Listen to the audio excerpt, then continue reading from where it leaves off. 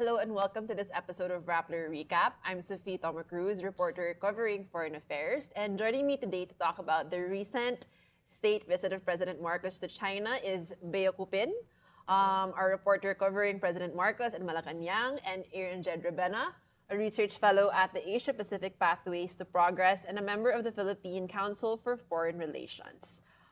So just a brief summary of what went on in the, recently concluded, you can say that now, state visit of President Marcos to China. He met with senior Chinese leaders, including President Xi Jinping. And there were also 14 bilateral deals signed between the Philippines and China. So quite a fruitful visit considering it was only 48 hours, one of the shortest trips of the president so far. On that note, Bea, please tell us more about what President Marcos and President Xi talked about when he was in China. Siguro let's frame it the way that, let's look at it the way Malacanang or the OPS dati ngayon ang tawag ay Presidential Communications Office framed it. They first, parang yung unang release ng Philippines was through that taped Q&A with the President. So yung una niyang highlight, ang tawag nila ay Durian Protocol. Favorite nila ngayon yung Durian. DFA din. Durian Diplomacy yung tawag nila. In effect though, parang yung gist nito ay balancing yung import-export imbalance between the Philippines and China. But I think what will probably matter more for the average Filipino is yung discussion about the West Philippine Sea. Marcos framed it as, kumbaga, bringing up niya or in-emphasize niya daw yung concern ng fishermen sa Philippines. The way that the Philippine president framed it, nag-promise si Xi Jinping na they'll find a compromise. Kung ano yung compromise na hindi natin alam. Pero yun pa lang yung pinag-usapan. Like you mentioned, 14 bilateral agreements. There's a full list on Rappler.com, so you can check it out there. Yung bukod doon yung pinag-usapan din nila, climate change was one of the things that they talked about. But again, no full, like, kung ano ba talaga exactly about climate change, pero broad strokes lang. Tourism, because also the DOT secretary was there to also sign a bilateral agreement. Ano pa ba nga pinag-usapan nila ng mga major issues? Climate change, energy, renewable energy, at pati na rin Agriculture. Double check. Oh, agriculture. Actually, before he left for Beijing, he did join an agribusiness sector meeting, which is like parang one of the only one that we know of so far in a business meeting that he did join. Kasi typically when the president flies out of the Philippines for an official or working visit or a state visit, he normally has a lot of meetings with the business sector in whichever country or region he's flying to. In this case, isa lang. But he did bring, quote-unquote, a sizable business delegation. So 60 to 80 daw yung business delegation from the 200, yung total delegation ng Philippines na nasa isang bubble while in Beijing. So more or less yun yung nangyari during the 48-hour state visit. Kalilipad niya lang actually, I think an hour or a little over an hour ago, flying back to Manila. He's expected to arrive here in the late afternoon. So yun.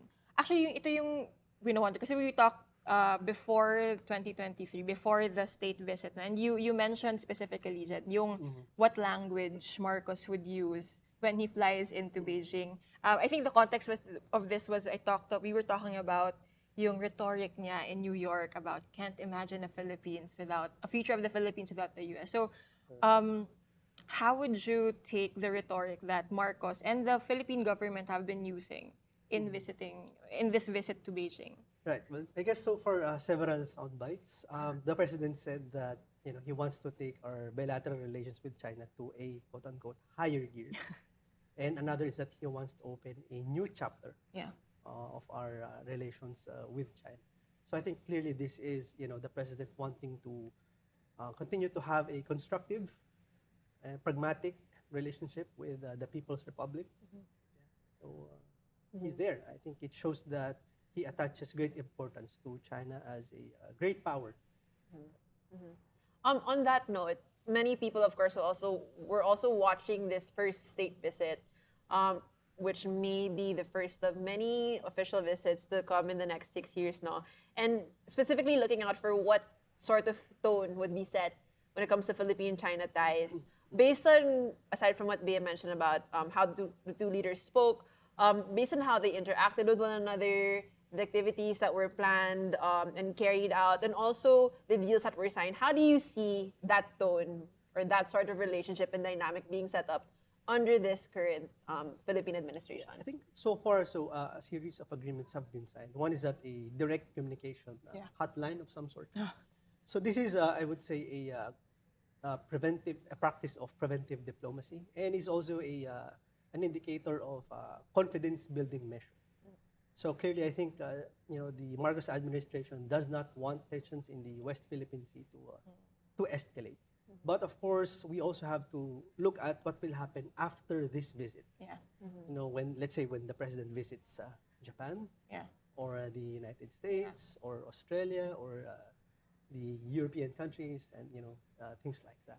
Especially if they will concern security matters, which China is very sensitive about. Yeah.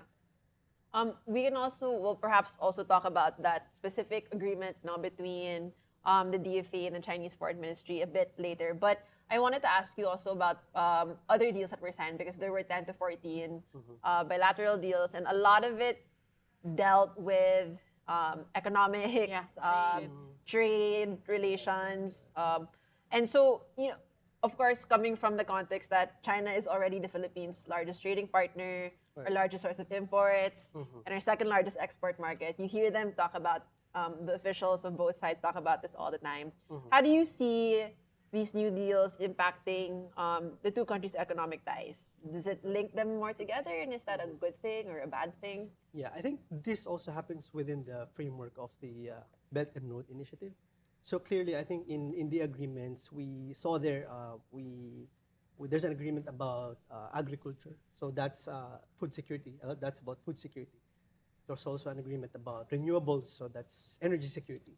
And these things are, well within the president's 8-point economic agenda, I believe. So in a way, it's, the Chinese are trying to complement that domestic economic agenda or development agenda of the president. And of course, we have to, it remains to be seen how or when they will materialize.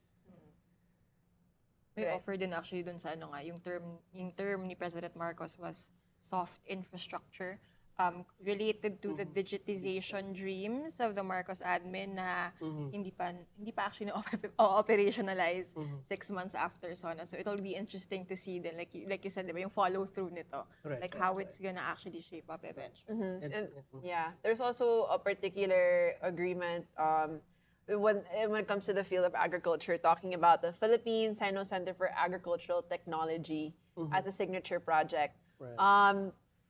Can you talk about that perhaps a little bit? What might that look like? Again, going back to the question of, will these deals see the Philippines and China more linked economically, and how might that bode for our relations, also considering other factors? I think this Sino-Philippine Agricultural Center is meant to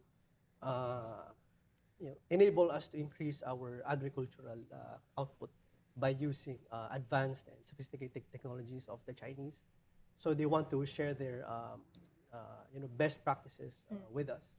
Okay, so that's and on your on the digital connectivity agreement, but this is also well in line with China's because they have a digital Belt and Road Initiative. So, and they possess advanced technologies when it comes to digital connectivity. So I think they also want to help us, assist us in this regard. So many things to look forward to. Yeah. And, let's hope they all come to fruition. Yes. But yeah, definitely that tone of, I guess, more intense cooperation, especially with the kinds of deals and the number that was signed. Let's talk about the West Philippine Sea in particular, because this was, although on the one hand, interestingly enough, it was a topic that everybody knew was going to be tackled, and it was tackled, but without direct mention. Yeah. No, even sa departure message, right? Yes. He never mentioned the West Philippine Sea or the South China Sea explicitly during that speech, but merong vague reference na the difficulties. I don't know I forget the exact word, pero parang Referring to the yes. difficulties between the two countries that they shouldn't define. Or anyway, you were saying. Maybe just to review that, no, Yeah. for the benefit of our audience, what President Marcos specifically said in his departure message was that he wanted to discuss political security issues of a bilateral and regional nature, and what appeared to be a reference to the dispute. Yeah. And he was saying that these sort of issues are problems that don't belong between two friends, and that he will seek to resolve them while he was in China. So on that note, Jed, what do you make of the discussions that took place and the language that the two leaders used to discuss the issue? Since, yes, there were common phrases mentioned, like how it's not the sum total of all relations, but also never really a direct reference to what that issue was. Right. Yeah, so there was, if you would notice, there was no mention of the arbitral award. Yeah. And of specific Chinese actions in the West Philippine Sea. So I think this is the president trying to be subtle, in communicating with the Chinese our concerns, or it could also be that he doesn't want to appear too aggressively or confrontational before the Chinese. Yeah. So I think these choice of words, and thus the choice of words. Yeah. So I think there was also a mention though of both countries wanting to see the realization of code of conduct. Yeah. Yeah. That was earlier discussed before the first bilateral. And over the course of the ASEAN and APEC summits din parang yung code of conduct. Although yun nga, parang to those who aren't very familiar, everyone agrees that a code of conduct is necessary, pero hindi pa napag-agrihan ng ASEAN at ng China kung ano ba ang code of conduct na yun. On the note din pala ng yung nga, parang he refers to it but he doesn't name it. Like, during the parang kumbaga Q&A released by the PCO, sorry, I'm used to saying OPS, PCO, hindi niya rin sinabi actually, even when he referred to our fishermen, yung phrasing niya ay, I was very clear in trying to talk about the plight of our fishermen, and the president, referring to Xi Jinping, promised that we would find a compromise and find a solution that would be beneficial so that our fishermen, referring to the Filipino fishermen, would be able to fish again in their fishing grounds. So, hindi niya rin sinasabi na ito yung waters natin. So, may implication na their fishing grounds, therefore, atin to, pero hindi niya sinasabi out loud. Interesting. Yeah, it's an interesting way to talk about the issue, no? And what do you make of? Do you think it's effective to both safeguard Philippine interests and not have those things mentioned explicitly, and to also kind of appear to want in also wanting to appear to foster better communication, for instance, on the issue with China? Like, how do you think that the president, the way it's being tackled right now, successfully balances those two things? So without the explicit mentioning of, let's say, the arbitral award and other things, so I think, so the president really wants to, what do you call this, avoid the sensitivities of the Chinese, so that he won't be seen as I said, like, very aggressive. But the key here is that after a few months, after a few weeks, will there be less tensions in the West Philippine Sea? So that's crucial. Yeah. Because if we will continue to see tensions, then what had happened to this visit?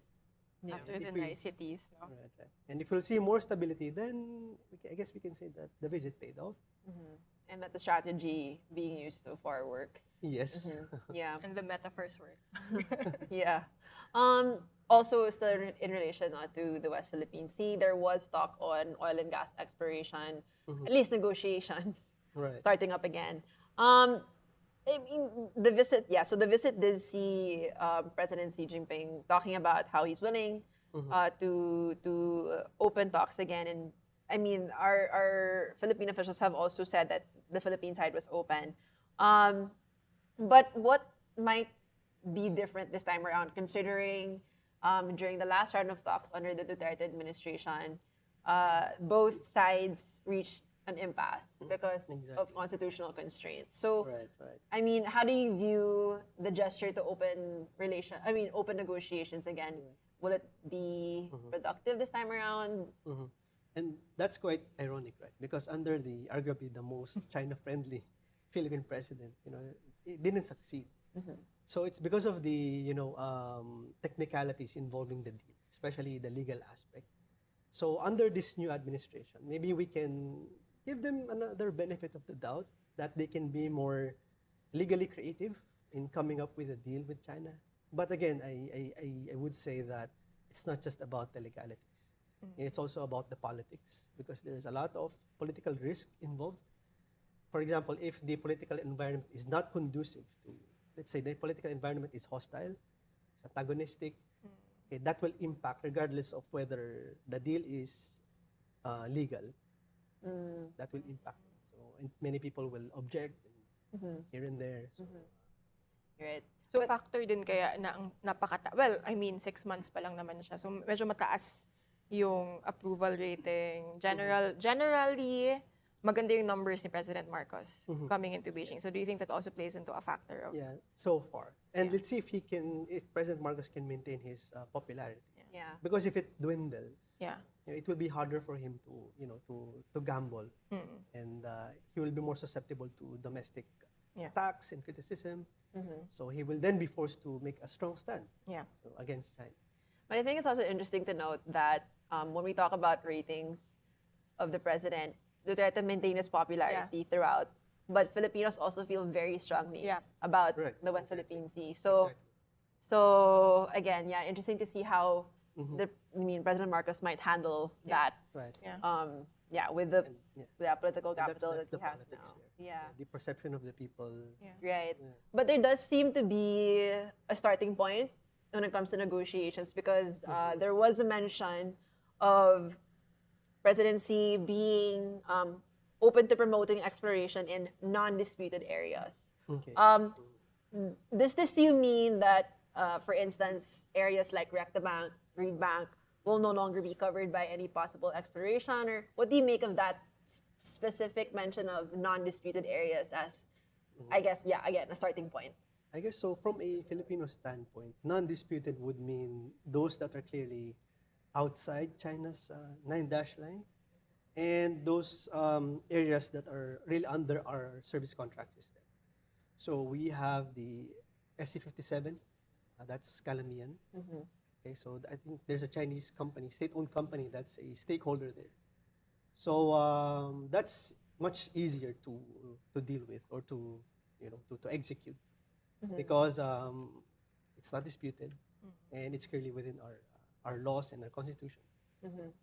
Do you think that actually might help later on when it comes to tackling disputed areas? Or will we might just reach the same problem again once we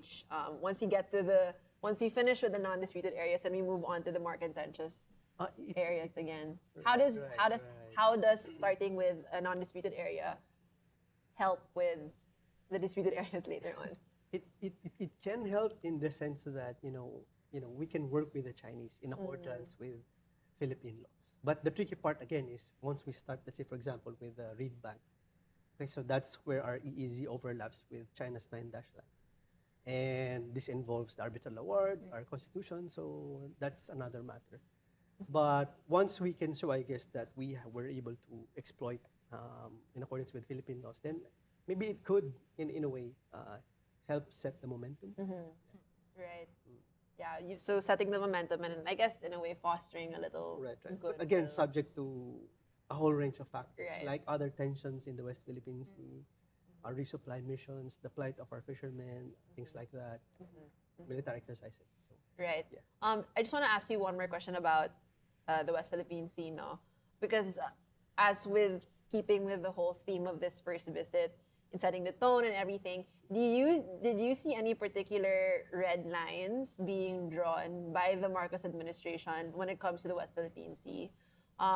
In the sense that, okay, these are their non-negotiables, or yeah. I think there was maybe no specific red line, but I guess what the president did was that he tried to advance our national interest by telling the Chinese that we want our fishermen to be able to fish freely and be given access to fish again. So I think President Duterte also did that. So I think maybe that's the main takeaway So far. so far. Yeah, but no mention on, for instance, the shadowing of Philippine vessels during resupply missions, or those that didn't seem to be No tackled. awkward. Yeah, or at least in the disclosures Yeah. kung what happened Publicly. after. I mean, you wouldn't expect naman President Marcos to say na, oh yeah, we confronted him about, I mean, if in theory it happened, no, parang you won't expect him naman to disclose that after. But we'll see. There is an interview with the media that happened earlier before they flew out. Mayroon akong tanong na ano naman to, hindi na to West Philippine Sea, but kumbaga the cast of characters that the president brought with him to Beijing. Siguro yung pinaka nag-stand out dito si Senator Amy Marcos, who is of course his older sister. But it's the first time she's joining a presidential trip, which is siguro kung i-contextualize mo rin na his working visit to the US, hindi kasama si Senator Amy, pero she did fly into DC after the New York visit. Right. How does that, like, how should we understand this? I mean, hindi naman stranger si President Marcos sa pagbitbit ng family members or also politicians in his presidential visits. And for instance, Speaker Martin is a constant in all his visits, no? Pero like, why bring Senator Marcos with him in this particular trip, for instance? Well, I guess apart from the senator being a sister of the president, it also has to do with her role as I believe the chairperson of the Senate Foreign Relations Committee. So we can see, I guess, that maybe Senator Amy is trying to demonstrate parliamentary diplomacy by joining the president, and the importance that she sees in engaging with China. Because the Senate, they organize a lot of meetings concerning the West Philippine Sea. I think recently the Senate, we saw that they condemned Chinese actions in the West Philippine Sea. So the Senate, I mean Congress, plays a huge role in our foreign policy making process. So I think actually, kung ano lang, for the context of our viewers who might not understandably parang monitor all the bilateral meetings, parang ito yung first time na may kasamang rep from the Senate and the Congress, and the House rather, si President Marcos. Although, kasama kasi parate sa mga trips si Senator Villar before in previous foreign visits, but he normally does not sit in the bilateral meeting. So in this case, Senator Marcos sat in sa bilateral meeting. Speaking of the legislature, may kasama din siya yung the President's words, his secret weapon, si former President Dora Macapagal-Arroyo. We first saw her actually in the context of a bilateral with China in Bangkok. Bakit, like, okay, for people who might not really understand, like, why is she a secret weapon? Or why would President Marcos consider her a secret weapon? Yeah, so maybe, I guess because of her experience, political and diplomatic experience. She was also a very well-traveled president during her time.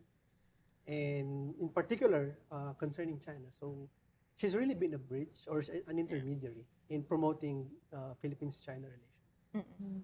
So I think that's why it's no wonder that she joined the president. She accompanied the president. Yeah. Parang ano rin siya, I think, I don't know, but in Bangkok, parang President Marcos made sure to highlight na President Xi Jinping was pleasantly surprised to see a Gloria Macapagal-Arroyo in the room during the bilateral. Sofia's written about this actually, how the foreign relations of the Marcos administration, the personal and the public, cross paths repeatedly. And this isn't just in China, but specifically in China. And he made it explicit, departure message, binanggit niya to na in the 70s, he joined his mother, the former First Lady, in, kumbaga, the prelude to officially the start of diplomatic ties between China and the Philippines. Aside from, of course, it being a nice soundbite and a nice anecdote, ano bang purpose nito? Like, bakit paulit-ulit na binibring up ito? Yung, again, departure message, sinabi niya to. In his meetings with the top Chinese officials, he mentioned it. I think, feeling ko nga, in every meeting, binabanggit niya na parang, syempre, it's a jump-off point din na parang, therefore, I want to see this. So, but like, what does it actually do? Yeah, well, actually, in many diplomatic gestures and statements, you hear them, say a lot of things about history. Yeah. For example, the Chinese, they will always invoke or talk about our ancient, historical ties. So I think President Marcos is just trying to do the same. that something to talk about with the Chinese, a good starting point. Yeah. That he also made history Yeah. by accompanying his mother then, Yeah. and even the Americans actually also talk about this, like our shared history of fighting Imperial Japan, things like that. So these are good starting points for cooperation. Yeah. But anyway, is it like parang kumbaga your history is your foundation for the parang is that how that works in diplomacy then? Yeah, I guess so. To the president, this is also personal, Yeah. because he said that he will continue, right? The President Duterte's independent foreign policy.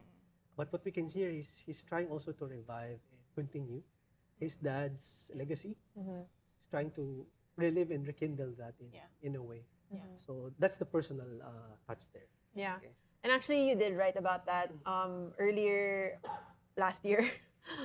Yes, earlier last year, specifically talking about that family history. And I just want to mention quote what you said, because it was interesting, and we'll talk about this. When you talked about how this family history does not necessarily mean that Marcos will be soft on China, it's perhaps one question that people are asking, especially if he looks back to his father's legacy for lessons on how to deal with Beijing. Can you tell us more about that? What are those lessons that the president should keep in mind, or is perhaps already keeping in mind? Right. Maybe I guess to many who do not know, it was actually President Marcos's father, Marcos Sr., who first legalized and militarized our claims over the West Philippine Sea. So there was a series of, I think, presidential decrees, and he sent the Marines, deployed the Marines to the area. Believing that there's a lot of hydrocarbons. So his father did that. And at the same time, his father also was the one who normalized our relations with China. So Right. So again, that balancing act is still something that we see until today. Perhaps just to kind of close our discussion, what stood out to you most from the trip, Jed, and how would you assess this visit overall when it comes to both President Marcos's foreign policy towards China and just our ties to China? okay, so I think President Marcos is just 6 months into office. So what we can see is that he's trying to be adept at managing his foreign policy. Play a delicate balancing act in his foreign policy, because he's already visited the States. Yeah. So now he wants to show that, okay, here I am Yeah. going to China and trying to balance our relations with these great powers. Yeah. And then I think a visit to Japan is also in the works. So we'll see if he may have this balanced foreign policy, a diversified foreign policy of not being dependent on any major power. Yeah, let's see in the coming days, weeks, months. Right. So, yeah. Very interesting nga kasi like you mentioned, right, diba, his first of course yung state visits niya was with ASEAN neighbors, and then first trip outside of ASEAN was for a working visit in the US. And then of course before the year ended, kumbaga nag-reach out siya sa EU by attending the ASEAN EU summit. So Right. and then it wasn't Marcos who explicitly said this, it was Speaker Romualdez actually na sabi niya, this is us re-engaging with the EU. Re-engaging might not be the exact word, but in parang kumbaga we are re-establishing na okay, we're your partners. So kumbaga medyo hindi niya the Marcos will not say this out loud, but like he's fixing what was strained during the last administration, right? Of which he was the continuity candidate. So interesting yun. Kasi nga, to start 2023, kumbaga tapos na ano na yun, napuntahan na niya yung US, napuntahan na niya yung EU. Ngayon, sa China naman tayo. So, yun. But of course, hindi pa siya nakapagbisita ng US on a official or a state capacity kasi working visit pa lang yan. So, interesting din to see if later on in the year, which we expect actually, he'll visit the US for a state or an official visit. Right. And Yeah. because we also often hear about friends to all and enemies to none. Yeah. This is really much Yung easier said than done. Yeah. Because if, for example, say you sign an economic agreement with this country, but it's deemed by the other country as an unfriendly act. Then, okay, so it's not just our perception, but their perception as well. Right. Yeah. So still a lot to unpack from this trip, but definitely not just this trip. We'll be looking to assess this trip. Sorry, we'll be looking to assess this trip He has also many in more trips relation to to all the official visits and state visits to come this year and throughout his presidency. Thank you so much for joining us, Jed. We look you, forward to Sophia. hearing Thank your you, insights Sophia. some more in our next My pleasure. Rappler Talk. And just again, this is Cupin. I'm Sofia Tomacruz. Please join us again next time.